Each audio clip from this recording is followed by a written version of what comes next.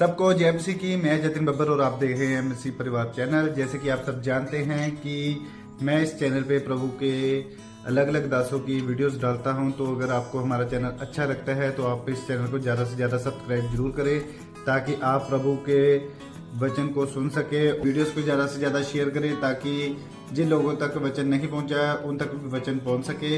सबको जय मसीह की।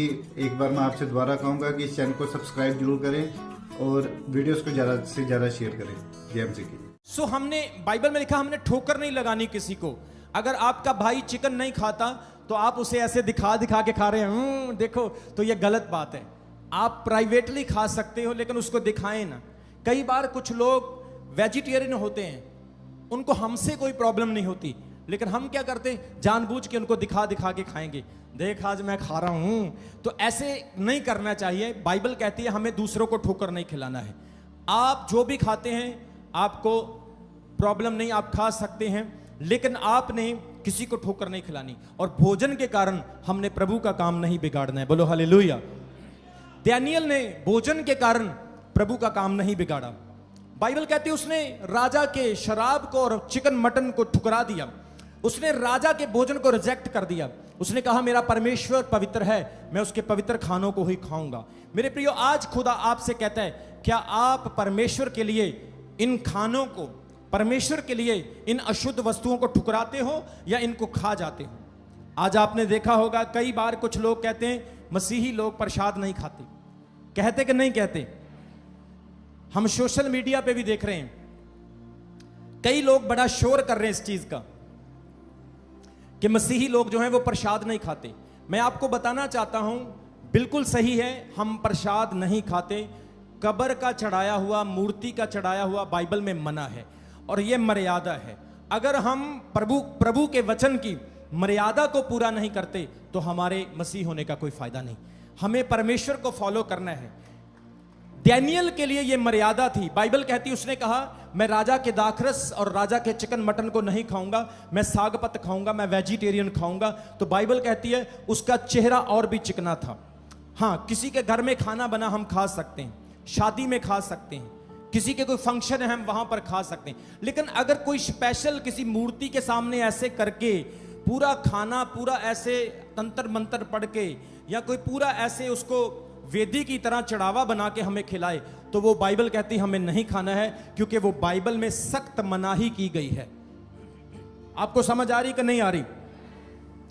हम किसी से नफरत नहीं करते, हम सबसे प्यार करते हैं। हाँ, मुझे कई मेरे ऐसे नॉन क्रिश्चियन दोस्त हैं, वो मुझे अपने घर में बुलाते, मैं उनके घर में खाता हूं, मैं उनके घरों में जाता हूं, लेकिन हमें चढ़ावे का नहीं खाना है। ध्यान से सुनो।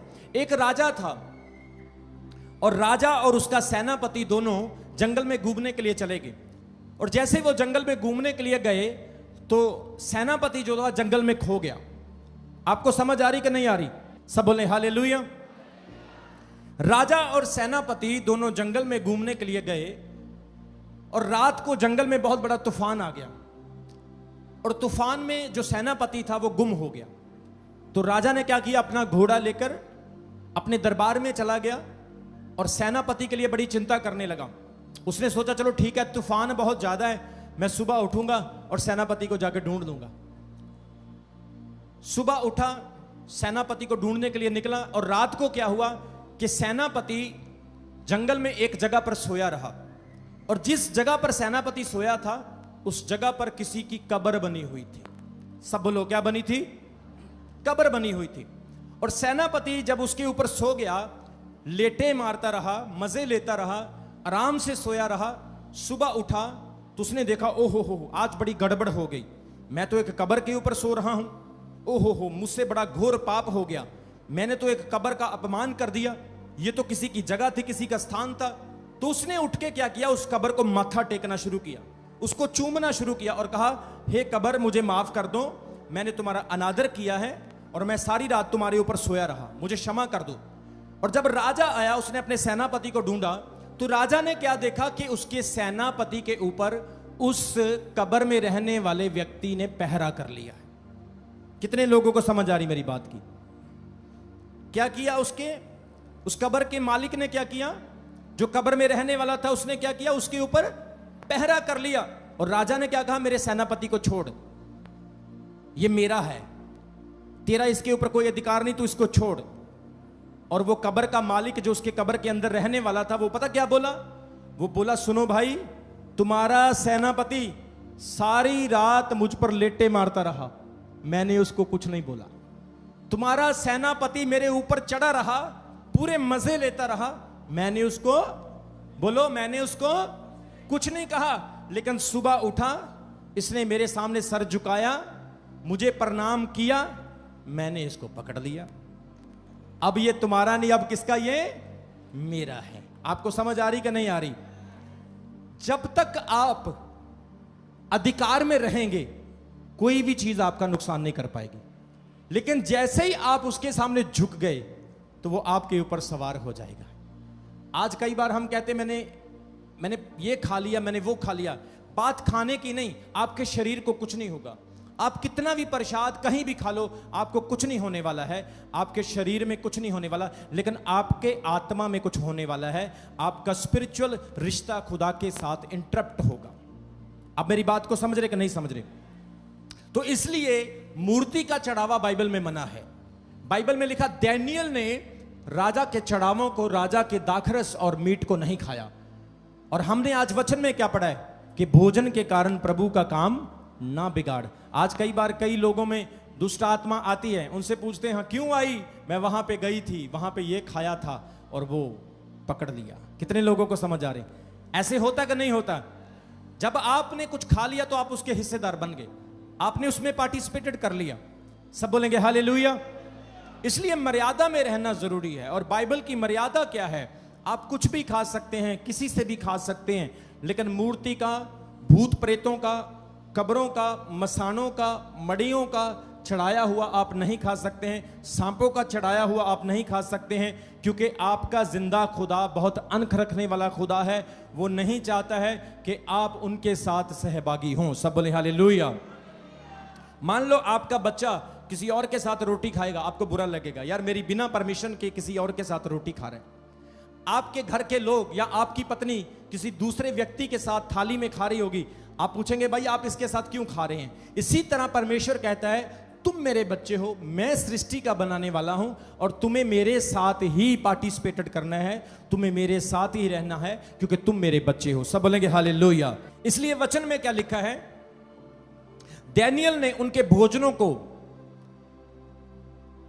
अस्वीकार किया। प्रभु के वचन में क्या लिखा है? भोजन के कारण प्रभु का काम ना बिगाड़। खाने की वजह से हम प्रभु का काम नहीं बिगाड़ सकते। प्रभु का काम, परमेश्वर का काम हमारे लिए सबसे जरूरी है। दुनियावी चीजों के लिए हम खुदा के काम को इंटरप्ट नहीं कर सकते।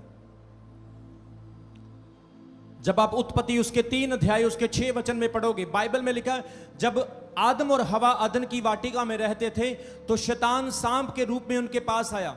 शैतान ने सांप का इस्तेमाल किया और सांप ने हवा से आकर क्या कहा? ये फल खा लो। और बाइबल में लिखा, हवा ने देखा कि वो फल देखने में अच्छा, मन भाऊ और खाने में स्वादिष्ट होगा। उसने उस फल को तोड़ा, उस फल को खाया और बाइबल कहती वो नंगे हो गए, निर्वस्त्र हो गए। क्यों? क्योंकि उसने वो खाया जो खुदा ने मना किया था। हर चीज आपके खाने के लिए नहीं है, हर चीज आपके लिए नहीं है। बहुत सारी चीजें खुदा ने आपको दी है, लेकिन कुछ चीजें खुदा ने खाने के लिए मना की है। आपने उन चीजों का ध्यान रखना है। सब बोलेंगे हालेलुया। बाइबल कहती है, वो जो पाप हुआ, जिसकी वजह से मौत आई, आदम और हवा की वजह से, जो गुनाह की वजह से इस संसार में मृत्यु आई, उन्होंने कोई मर्डर नहीं किया था या कोई चोरी नहीं की थी, उन्होंने खाना खाया था, कुछ खाया था। उन्होंने क्या खाया था? उन्होंने, बताओ, एक फल खाया। बाइबल में लिखा, परमेश्वर ने उनको क्या कहा था? तुमने फल नहीं खाना है, जिस दिन तुम फल खाओगे तुम उसी दिन मर जाओगे। हवा ने सोचा होगा चलो कोई नहीं, एक सेब ही है, खा लेते हैं, एक छोटा सा फल ही है, लेकिन वो नहीं जानती थी उस फल के पीछे एक बहुत बड़ी आज्ञा है। आज कई बार हम सोचते कोई बात नहीं, कर लेते हैं, प्रभु को से नाराज होगा, कोई बात नहीं, एक हफ्ता चर्च छोड़ देंगे तो क्या होने वाला है? कुछ नहीं होने वाला है। एक संडे पुलपिट पे नहीं जाएंगे तो कोई प्रॉब्लम नहीं। ऐसा नहीं, जो हुक्म है वो हुक्म है, जो प्रभु की आज्ञा है वो आज्ञा है। और जब आप आज्ञा को मानेंगे तो स्वर्गदूत आपकी सेवा टहल करेंगे। जब आप आज्ञा को मानेंगे तो परमेश्वर स्पिरिचुअल रैलम को आपके लिए खोल देगा। स्पिरिचुअल क्रीचर्स आपकी सेवा में लग जाएंगे। बोलो हालेलुया। सो हवा ने कोई मर्डर नहीं किया, चोरी नहीं की। हवा ने क्या किया? सिर्फ एक फल खाया। देखो कितना बड़ा नुकसान हुआ। पाप पूरी मनुष्य जाति में उनके कारण फैल गया और इसी कारण यीशु मसीह को आकर अपना प्राण देना पड़ा। क्या पढ़ रहे हैं हम वचन में? भोजन के कारण प्रभु का काम ना बिगाड़। कितने लोग बाइबल में पढ़ते हैं? जब आप उत्पत्ति की किताब उसके 25 अध्याय में पढ़ोगे, वहां पर लिखा है कि इसहाक के पुत्रों में से एक का नाम याकूब था, एक का नाम एसाव था। जो एसाव था वो उसका बड़ा पुत्र था और जो याकूब था उसका छोटा पुत्र था। एक दिन क्या हुआ? बाइबल कहती है कि याकूब जो है वो दाल बना रहा था, मसूर की दाल बना रहा था, और एसाव जो है वो जंगल से शिकार करके जंगल से वापस आ रहा है। और एसाव ने अपने भाई को दाल बनाते हुए देखा और उसने कहा, भाई मेरे को भूख बहुत ज्यादा लगी है, तू ऐसा कर मुझे जल्दी जल्दी से दाल दे दे। और याकूब बड़ा चालाक था। याकूब ने कहा, दाल तो तुझे मैं दे दूंगा, लेकिन तुझे अपने बड़े होने का अधिकार मुझे देना होगा। अपने बड़े होने का अधिकार, तू छोटा होगा और मैं बड़ा होगा। देखो कितना चालाक है वो। आपको समझ आ रही कि नहीं आ रही? एसाव जंगल से आया, याकूब दाल बना रहा है, मसूर की दाल, टेस्टी वाली दाल बना रहा है, और दाल देख के उसकी रालें निकलनी शुरू हो गई। और एसाव क्या कहने लगा? हे याकूब, मुझे भूख लगी है, तू मुझे ये दाल दे दे। उसने कहा, मैं तुझे दाल तो दे दूंगा, लेकिन तुझे दाल के बदले मुझे अपने बड़े होने का अधिकार देना होगा। उसने कहा, ठीक है, मैं तुझे अपने बड़े होने का अधिकार देता हूं, क्योंकि मेरी जान निकल रही है, मेरे प्राण निकल रहे हैं, मैं मर रहा हूं, मुझे जल्दी से खाने के लिए दे दे। बाइबल कहती है एसाव ने वो दाल को खा लिया और अपने बड़े होने का हक अपने छोटे भाई याकूब को दे दिया। मेरे प्रियो, आज भी कुछ लोग हैं जो खाने की वस्तुओं के लिए, जो संसारिक वस्तुओं के लिए प्रभु की योजना को भूल जाते हैं। एसाव नहीं जानता था कि उसके बड़े होने का काम खुदा की बड़ी योजना है उसके लिए। परमेश्वर का बड़ा प्लान है उसकी लाइफ में। परमेश्वर कुछ बड़ा काम एसाव की जिंदगी में करना चाहता है, लेकिन एसाव खुदा के प्लान को भूल गया और वो दाल के पीछे अपना हक खो बैठा। क्या वचन में पढ़ा हमने? भोजन के कारण प्रभु का काम ना बिगाड़। यहां पे क्या हुआ? खुदा की योजना को भूल गए और दाल के बदले अपने बड़े होने का हक दे दिया।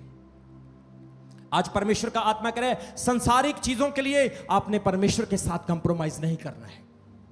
संसारिक चीजों के लिए आपने खुदा के साथ कंप्रोमाइज नहीं करना है। आपका खुदा संसारिक चीजों से बड़ा है। आपका परमेश्वर ये भोजनों से बड़ा है। आपका परमेश्वर अशुद्ध चीजों से बहुत ऊपर और पवित्र है। आपने उसके लिए कंप्रोमाइज नहीं करना। जोर से बोलेंगे हालेलुया। आज कई बार हम संसारिक चीजों के लिए परमेश्वर को और अपने विश्वास को दांव पर लगा देते हैं, लेकिन आपने ऐसा बिल्कुल नहीं करना। मैं आपको अभी अभी की बात बताता हूं। ब्रदर शमी हंस कनाडा में थे, मैं भी कनाडा में था और वो मेरे साथ थे। और मैं तो जल्दी से वापस आ गया क्योंकि मुझे चर्च लेना था। ब्रदर शमी के प्रोग्राम वहां पे ऑलरेडी थे। तो वहां पर उनकी एक मीटिंग थी मेरे आने के बाद। तो मीटिंग में जब उन्होंने वर्शिप की, प्रचार किया, तो वहां पर एक भाई आया। उसने $4,500 की घड़ी ब्रदर शमी की ऑफरिंग में डाल दी। $4,500 की घड़ी, वॉच उसकी ऑफरिंग में डाल दी। और ब्रदर शमी को पता चल गया कि इस व्यक्ति ने, इस बंदे ने अपनी $4,500 की घड़ी मुझे दान में दे दी है, ऑफरिंग में दे दी है। रात का प्रोग्राम था, मीटिंग खत्म हुई, सुबह हुई, उन्होंने उस घड़ी को उठाया, गाड़ी में बैठे और उस बंदे के घर में चले गए। और उस ब्रदर को क्या कहा, ब्रदर आप इस वॉच को, इस घड़ी को पकड़ो, मैं नहीं लेना चाहता। वो ब्रदर ने क्या बोला, मैंने लाइफ में बड़े पास्टर्स देखे, बड़े सेवक मैंने अपने जीवन में देखे, लेकिन मैंने ऐसे सेवक नहीं देखे। आज पहला ऐसा व्यक्ति देखा है जो मुझे घड़ी लुटाने के लिए वापस आया है।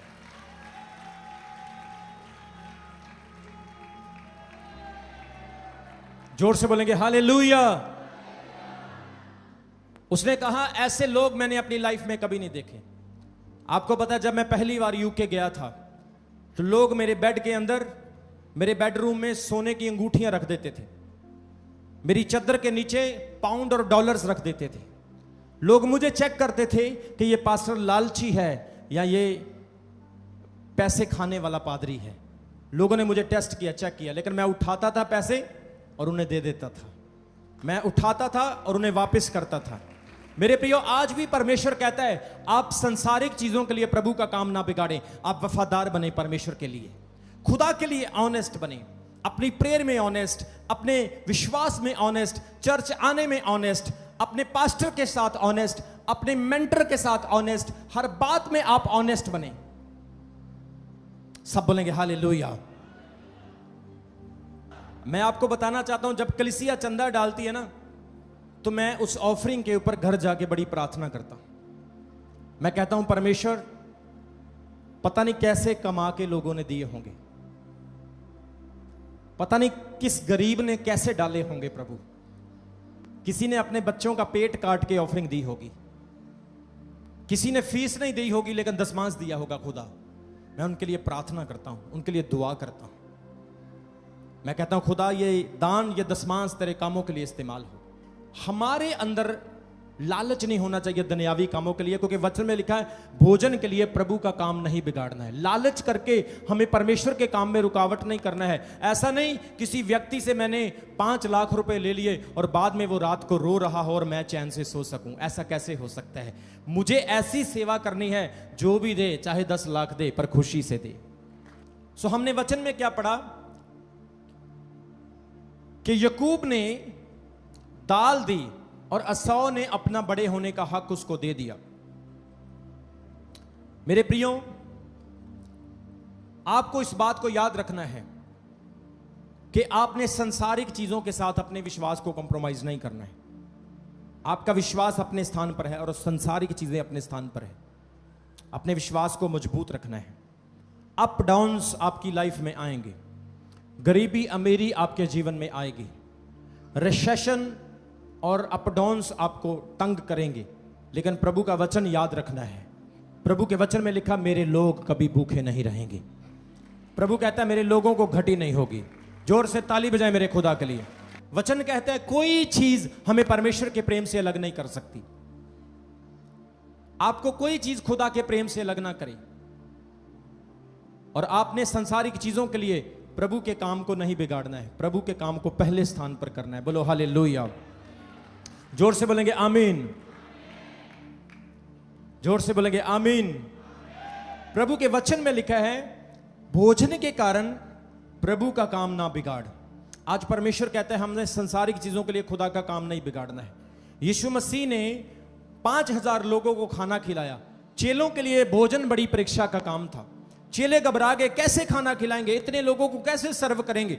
लेकिन बाइबल कहती है, यीशु मसीह ने कहा विश्वास करो। उनके पास 5 रोटी और 2 मछलियां थी। यीशु मसीह ने प्रार्थना की और 5 रोटी और 2 मछलियों से हजारों लोगों का पेट भर गया। कैसे हुआ ये?